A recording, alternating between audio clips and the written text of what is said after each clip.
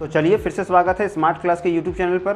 देखिए आज के टॉपिक में हम लोग बात करेंगे औद्योगिकरण के मध्यकाल के बारे में। शुरुआती काल में हम लोगों ने ये जाना था कि किस तरह उद्योगों के द्वारा लगातार उद्योग के विकास के बाद इंग्लैंड जो था बहुत भारी मात्रा में मुनाफा कमा रहा था, लेकिन अब इसमें उसने वैज्ञानिक तौर तरीकों से एक नया बदलाव किया था। और ये बदलाव हुआ था 1776 में, जब जेम्स वाट नामक एक व्यक्ति ने बहुत बोल सकते हैं कि एक अत्याधुनिक ऐसा उपकरण तैयार किया जिसे स्टीम इंजन कहा गया। देखिए स्टीम इंजन का पहला प्रयोग जो था वो एक तरह से कोयले के खदानों में कोयलों को ऊपर लाने के लिए किया जाता था। अर्थात जब बहुत ज़्यादा मात्रा में खदानों में कोयला को निकाला जाता था तो उन्हें मजदूरों द्वारा यदि ऊपर लाने में काफ़ी समय लगता था। इसीलिए इन चीज़ों को रोक करके बहुत जल्दी मात्रा में उत्खनन कार्य को करने के लिए एक तरह से बोल सकते हैं कि इंग्लैंड सरकार ने और वहाँ के जो बड़े बड़े कोयले खदानों के जो व्यापारी थे उन लोगों ने स्टीम इंजन का प्रयोग कोयले के निकासी के लिए किया था। अब देखिए जिस तरह से कोयला को निकाला जा रहा था और जिस तरह से स्टीम इंजन का प्रयोग हो रहा था, लगातार इसमें भी बहुत सारे बदलाव हुए, क्योंकि जो इंग्लैंड का क्षेत्र है वहाँ पर कोयला और लोहा जो है वो काफ़ी ऊपरी सतह पर मौजूद है। अर्थात ज़मीन को बहुत कम कोड़ना पड़ता है और ऊपरी क्षेत्र में उन्हें कोयला और लोहा का जो भाग है वो प्राप्त हो जाता था। तो इस तरह से इनके लिए अर्थात इंग्लैंड सरकार के लिए काफ़ी फ़ायदेमंद था। और यहाँ के जो व्यापारी थे वो ऐसे सोर्स को अपना रहे थे, अपने पैसों को ऐसे जगह खर्च कर रहे थे जिनसे उन्हें और अधिक लाभ मिल जाए। वे लगातार वैज्ञानिकों को और कई सारे बोल सकते हैं कि इंटेलिजेंट लोगों को अपने अनुसंधान केंद्र में शामिल करते थे और उन्हें रिसर्च के लिए पैसे देते थे कि वो ऐसे मशीन बनाएं, ऐसे उपकरण बनाएं जिनसे उन्हें अपने व्यापार को करने में और आगे बढ़ाने में बहुत फ़ायदा हो सके। उदाहरण के लिए आज के समय में आप देख सकते हैं कि टेस्ला का जो मालिक है अर्थात एलोन मस्क, वो लगातार ऐसे परीक्षण करवा रहा है, ऐसे बोल सकते हैं कि विज्ञान के क्षेत्र में नई बुलंदियों को छू रहा है जिससे वो अपने व्यापार को और अधिक विकसित कर सके। इसके लिए वो बहुत ज़्यादा मात्रा में बोल सकते हैं कि साइंटिस्ट और बहुत ज़्यादा मात्रा में टेक्नोलॉजी का प्रयोग कर रहा है। आज विश्व की एकमात्र टेस्ला ही कंपनी है जिसने ऐसे गाड़ियों को बनाया है जो ड्राइवरलेस है, जिसमें बिना ड्राइवर की भी ये गाड़ियाँ चलाई जा सकती हैं। हाल फिलहाल के समय में टेस्ला ने एक ऐसा बोल सकते हैं ट्रक को बनाया है जो बिना ड्राइवर की अपने सामान को एक स्थान से दूसरे स्थान तक पहुँचा सकती है। तो उसी तरह बहुत सारे बदलाव जो था वो इंग्लैंड के जो बड़े बड़े उद्योगपति थे वो अपने पैसों के द्वारा ऐसे रिसर्च करवा रहे थे जिससे उन्हें काफ़ी फ़ायदा हो, और इसी का परिणाम जो था वो स्टीम इंजन के रूप में निकलता है। धीरे धीरे जैसे स्टीम इंजन का प्रयोग बढ़ता गया, अब उसे एक क्षेत्र से दूसरे क्षेत्र में लाया गया और स्टीम इंजन को 1780 में पहली बार पटरियों पर दौड़ाया गया। इसके द्वारा कच्चे मालों को एक स्थान से दूसरे स्थान तक पहुंचाया जाता था, जिसमें व्यापारियों को बहुत कम समय में अपने सामानों को बेचने और लाने और तैयार करने में बहुत सुविधा होती थी। और ये अब तक का सबसे ज़्यादा और सबसे अच्छा सुगम बोल सकते हैं एक संसाधन मिल चुका था जो ज़मीन में या बोल सकते हैं जो ज़मीनी क्षेत्र में वर्कफुल था। तो इस तरह से जो था कि स्टीम इंजन का प्रयोग जेम्स वाट के द्वारा अब व्यापारियों ने करना शुरू कर दिया था। जेम्स वाट की इस उपलब्धि से इंग्लैंड सरकार जो थी बहुत ज़्यादा मुनाफा में थी, क्योंकि उनके व्यापारी जिस तरह से व्यापार कर रहे थे उसी तरह से उनको टैक्स भी मिल रहा था। और जब किसी देश में ज़्यादा मात्रा में टैक्स पेयर्स हो जाते हैं तो उस देश की आर्थिक स्थिति बहुत मजबूत हो जाती है, वहाँ रोजगार के भी साधन बढ़ जाते हैं। तो एक तरह से हम कह सकते हैं कि एक साइंस रिवॉल्यूशन आ चुका था स्टीम इंजन के बाद। स्टीम इंजन का प्रयोग सिर्फ बोल सकते हैं ट्रेन्स और रेलवेज में भी नहीं हो रहे थे, इसके अलावा कई प्रकार के जल जहाज़ों और बोल सकते हैं कि कई तरह के ऐसे वाहनों में हो रहा था जिससे बहुत भारी मात्रा में व्यापार के क्षेत्र में विकास हुआ था। अब देखिए स्टीम इंजन के बाद अगला जो क्षेत्र था जिसमें इंग्लैंड ने विकास किया था वो था टेलीग्राफ, क्योंकि एक समय था जब लोग चिट्ठियों के द्वारा अपने गुप्तचर या फिर पक्षियों के द्वारा अपने मैसेज को एक स्थान से दूसरे स्थान तक पहुंचाते थे। मान लीजिए कि अकबर के समय में क्या होता था कि कबूतर को चिट्ठी दे दिया जाता था और वो कबूतर जो है उड़ करके किसी को जिसको देना है उसको भेज देता था। तो इसके लिए कबूतर या बाज को स्पेशल ट्रेनिंग दिलवाया जाता था और जब तक संचार प्रक्रम में सुधार नहीं हुआ, पहले इसी तरह होता था, या तो गुप्तचर जाकर के अपने बोल सकते हैं कि पहुंचाता था राजाओं के पास, या फिर इसके लिए किसी स्पेशल पक्षी को, जिसमें कबूतर, बाज, गिद्ध, ये सभी को चुना जाता था और उन्हें स्पेशल ट्रेनिंग दे करके एक स्थान से दूसरे स्थान तक पत्र या फिर कोई भी प्रकार का संदेश को पहुंचाया जाता था। लेकिन पहली बार एक ऐसे तार को बिछाया गया जो इंग्लैंड ने पूरे विश्व के बोल सकते हैं कि ऐसे क्षेत्रों में बिछाया जहां पर उसके मुख्य दफ्तर थे, और इसकी शुरुआत पहले इंग्लैंड ने अपने यूरोप में किया। और इस बोल सकते हैं तारनुमा जो जाल फैला था, जो संचार का जाल फैला था, इसे टेलीग्राफ कहा गया। यह टेलीग्राफ जो था एक ऐसा तंत्र था जिसमें कुछ सेकंड में अपने संदेशों को एक स्थान से दूसरे स्थान तक पहुंचाया जा सकता था। इसके लिए समुद्र में बहुत बड़े मात्रा में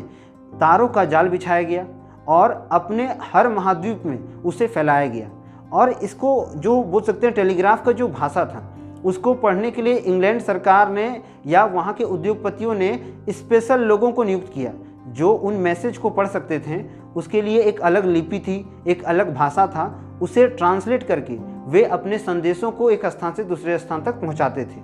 तो इस तरह से टेलीग्राफ जो था अब संचार के क्षेत्र में भी एक नया रेवोल्यूशन ला चुका था। तो देखिए, जिस तरह से इंग्लैंड जो था लगातार उद्योगों के माध्यम से कई सारे बदलाव कर रहा था, कई सारे बोल सकते हैं चेंजेस ला रहा था, तो यह क्लियर हो चुका था कि अब इंग्लैंड जो है वो बहुत आगे बढ़ेगा। और हुआ भी कुछ ऐसा। जिस तरह से इंग्लैंड आगे बढ़ते जा रहा था, उसने कई तरह की प्रथाओं को बदल दिया था। जैसे ही देखिए, आप ये मान लीजिए कि जब एक बोल सकते हैं कि इंडस्ट्री रेवोल्यूशन आया, औद्योगिकरण का क्रांति जब से शुरू हुआ, उससे जो फैक्ट्री सिस्टम था वो एक तरह से बोल सकते हैं कि जारी हो गया। एक तरह से ये ऐसा हो गया कि अब लोगों को रोजगार सीधा फैक्ट्री में मिलेगा। कहीं एक समय ऐसा था जहां लोग खेती बाड़ी करके अपना जीवन चलाते थे, अब वही लोग जो हैं वो फैक्ट्रियों को अपना संसाधन मानते थे, अपना एक ऐसा क्षेत्र मानते थे जहां से उन्हें आर्थिक लाभ प्राप्त हो सकता था। पहले के लोग जहां कभी बोल सकते हैं कि खेतों और नदियों के किनारे बसते थे, अब वे लोग मानव बस्ती के रूप में फैक्ट्रियों के किनारे बसने लगे। या कह सकते हैं कि जहां फैक्ट्री स्थापित होता था वहां पर वो लोग आकर क्या करने लगे, रहने लगे। और धीरे धीरे करते फैक्ट्रियों के चारों ओर एक बहुत बड़ी जनसंख्या का निवास हो गया, और इसी से अब गांवों से लोग उठ उठकर नगरों में जाकर बसने लगे, जिससे नगरों का विकास हुआ। 1810 तक लगातार कई नगरों का विस्तार हुआ और कई बड़े बड़े नगर बसाए गए, जिसमें फैक्ट्रियों का जो बोल सकते हैं बहुत महत्वपूर्ण भूमिका था। देखिए, जिस तरह से फैक्ट्रियों का निर्माण शुरू हुआ, तो धीरे धीरे अब क्या हुआ कि फैक्ट्रियां बनी, वहां पर नए शहर बसे, और जैसे ही नए शहर बसने लगे, नए नगर बसने लगे, तो वहां पर अच्छी जल सुविधा, अच्छे बोल सकते हैं रोड और साफ सुथरा जो स्थान था वो होने लगा। अब लोग शहरीकरण को और ज़्यादा सुचारू करने के लिए वहाँ पर अच्छे अस्पताल, अच्छी व्यवस्थाएं को खोजने लगे, और सरकार ने उन मांगों को भी पूरा किया। दूसरी ओर जहाँ बोल सकते हैं फैक्ट्रियों का निर्माण शुरू हुआ, वहाँ पर लोगों को रोजगार सही मात्रा में मिलने लगा, और यही रोजगार जो था अब लोगों की आर्थिक स्थिति को मजबूत कर रहा था। जहाँ लोग कभी भूखमरी के कारण मरते थे, अब फैक्ट्री आ जाने के बाद लोगों के पास अपार धन होता था, जिससे वे क्या करते थे कि उस धन से अपने मनचाहे वस्तु को खरीद सकते थे। अगला जो फायदा था फैक्ट्री के आने से, यह ऐसा था कि फैक्ट्रियों के आने से जो बेगारीपन था वो तो दूर हुआ ही हुआ, साथ ही साथ अब लोग जो थे वो अपने सरकार के पक्ष में रहने लगे, क्योंकि जहां रोजगार मिलता है वहां की सरकार जो है उसके समर्थन में उसकी जनता रहती है। फैक्ट्रियों के आने से लगातार वस्तुओं का जो उत्पादन था वो बढ़ गया। जहां कभी एक मशीन या बोल सकते हैं कि एक लघु उद्योग में 20 से 50 चीज़ें बनती थी, अब वहां हजारों के संख्या में वस्तुएं बनने लगी। तो जो वस्तुओं की कमी होती थी, किसी भी प्रकार की कमी, उसको लगातार बोल सकते हैं अब आवश्यकता के आधार पर पूरा किया जाने लगा, और उससे ज़्यादा मात्रा में उसे स्टोर करके रखा जाने लगा। कि फैक्ट्रियों का निर्माण शुरू हुआ, या बोल सकते हैं कि जो औद्योगिकरण की प्रक्रिया में बदलाव आया, इसमें और एक बदलाव था कि नए नए ब्रिजों का बनना, नए नगरों का बसना, और नई तरह के बोल सकते हैं कि सड़क परिवहन में बदलाव होना, क्योंकि इससे लगातार नए नए तरह के ऐसे बोल सकते हैं कि गाड़ियां तैयार हो रही थी, ऐसे वाहन बन रहे थे, ऐसे वैज्ञानिक रूप से ऐसे परिवहन तंत्र को तैयार किया जा रहा था जो बहुत ही अत्याधुनिक था। लेकिन इतना कुछ होने के बाद भी अब जो ये औद्योगिकरण था इससे कई हानियां भी हुई, जिसमें पहला हानि ये था कि औद्योगिकरण से मुख्य रूप से उन लोगों को ज़्यादा क्षति पहुंचा जो एक समय खेती करते थे, क्योंकि जिस तरह लोग आसानी से कुछ वक्त खट करके या कुछ वक्त काम करके पैसे अर्जित करते थे, अब वो खेती करने से बचने लगे। तो लगातार जितने भी खाद्य सामान थे जिन्हें बोल सकते हैं खाने के लिए उपयोग किया जाता था, उनकी जो कीमत थी वो बढ़ने लगा। दूसरा ये था कि लगातार लोग जो थे गाँव को छोड़ने लगे और गांव के स्थान पर लोग शहरों में बसने लगे, जिससे शहरी क्षेत्र में जनसंख्या का बहुत भारी दबाव पड़ा। अगला जो इसमें बोल सकते हैं जो नेगेटिवनेस था, ये कुछ ऐसा था कि जितनी ज़्यादा मात्रा में मजदूर लोग बन रहे थे उसमें बच्चे और औरतें भी शामिल थीं, और जिस तरह से बच्चों और औरतों को शामिल किया जा रहा था ये उनके भविष्य के साथ बहुत बड़ा खिलवाड़ हो रहा था, क्योंकि जो बच्चे होते हैं उन्हें 16 से 17 घंटा तक खटवाया जाता था और जबरन उन्हें काम करवाया जाता था, उन पर रौब झाड़ा जाता था बड़े बड़े उद्योगपतियों द्वारा, जिसके कारण बच्चों से बेइंतहा काम लिया जाता था और उनका बचपन जो है वो फैक्ट्रियों के कालकोठरियों में ही बीतता था, और महिलाओं को उनका अधिकार या उनके अनुरूप किया गया काम का मूल्य नहीं मिल पाता था, जिस कारण लगातार महिलाओं और बच्चों को इस प्रकार के उत्पीड़न का सामना करना पड़ता था। देखिए, जिस तरह से लगातार बच्चों को और महिलाओं को खटाया जा रहा था, तो इसके लिए कोई स्पेशल कानून नहीं बनाया गया था, और चूंकि कोई कानून नहीं होने के कारण कई उद्योगपति जो थे अपने मनचाहे ढंग से बच्चों को बंधुआ मजदूर रखते थे और उन्हें बेइंतहा रूप से प्रताड़ित करते थे। उन्हें उनके जो बोल सकते हैं मेहनती जो पैसे मिलना चाहिए था वो नहीं दिए जाते थे, और इससे बहुत ज़्यादा मात्रा में एक तरह से एक ऐसा समाज का निर्माण हो रहा था जहाँ पर उद्योगपति ही सर्वश्रेष्ठ होता था और लोगों के बीच जो समान वर्ग होता था वो नहीं रह गया था। तो ये उद्योगों के आने से कुछ बैड इफ़ेक्ट्स भी थे। अगला जो बैड इफ़ेक्ट्स ये था कि उद्योग तो शुरुआत में ठीक था, लोगों को पर्याप्त रोजगार भी मिल रहा था, लेकिन जिस तरह से लगातार बड़े बड़े मशीन आए और अब जिस तरह से मशीन को उद्योगों में स्थापित किया गया, तो कई लोग जो थे वो औद्योगिक क्षेत्र में विकास नहीं कर पाए, उनकी काम छिनने लगे और कई कामगार फिर से बेरोजगार होने लगे, क्योंकि जो काम एक मशीन 1 घंटे में कर सकता था उसके लिए 100 लोगों को लगाना पड़ता था, और जो 100 लोग एक काम को करने में 10 दिन लगाते थे वो एक मशीन कुछ मिनटों में कर देता था। तो इस तरह से उद्योगों ने कई लोगों के कामों को भी छीन लिया। देखिए, कहीं न कहीं उद्योग जो था वो इंग्लैंड के विकास में तो भागीदारी था ही, लेकिन उसके विनाश में भी बहुत बड़ा भागीदारी रहा। इंग्लैंड जिस तरह से मुनाफा कमा रहा था और जिस तरह से उसकी आर्थिक स्थिति मजबूत हो चुकी थी, कई सारे देश जो है वो धीरे धीरे इंग्लैंड के दुश्मन बनने लगे, और इंग्लैंड की अर्थव्यवस्था को देखते हुए कई देशों ने कई बार इंग्लैंड से युद्ध करने का प्रयास भी किया, और इसी चक्कर में इंग्लैंड ने अपनी सेना में अब धीरे धीरे पैसे को खर्च करने लगा, और बहुत भारी मात्रा में एक बहुत बड़ा हिस्सा जो था इंग्लैंड, पैसों का एक बहुत बड़ा हिस्सा अपनी सैनिकों में खर्च करने लगा, जिससे धीरे धीरे इंग्लैंड जो था युद्ध नीति की ओर आने लगा। कभी वह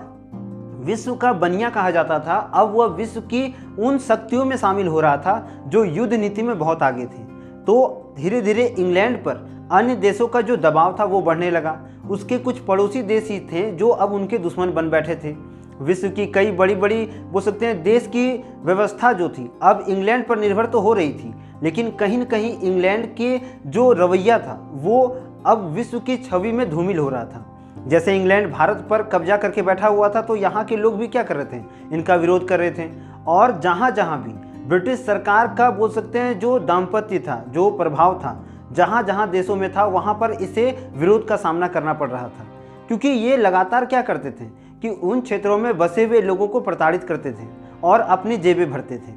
तो इस तरह से औद्योगिकरण जो था वो एक कई प्रकार की प्रभावों के साथ इस दुनिया में फैला और बढ़ा, और 18वीं 19वीं सदी तक इसका जो प्रभाव था काफ़ी प्रगढ़ रहा था। यदि देखा जाए तो औद्योगिकरण मुख्य रूप से 3 लेयर में हमें देखने को मिलता है, जिसमें जो पहला भाग है इसमें हमें ये देखने को मिलता है जो 1760 से 1870 के बीच में हुआ। इसमें हमें ये देखने को मिलता है कि यहाँ पर कृषि पद्धति, स्टीम इंजन का निर्माण, वस्त्र उद्योग का निर्माण ये काफ़ी मात्रा में हुआ। वहीं जो दूसरा स्टेज है वहाँ पर ऐसे उपकरण तैयार हुए, ऐसी प्रकार की संसाधनें तैयार हुई जिससे फैक्ट्रियों का निर्माण हुआ, बहुत भारी मात्रा में फैक्ट्रियाँ बनी और इससे काफ़ी ज़्यादा मात्रा में बोल सकते हैं कि जनसंख्या में वृद्धि हुआ।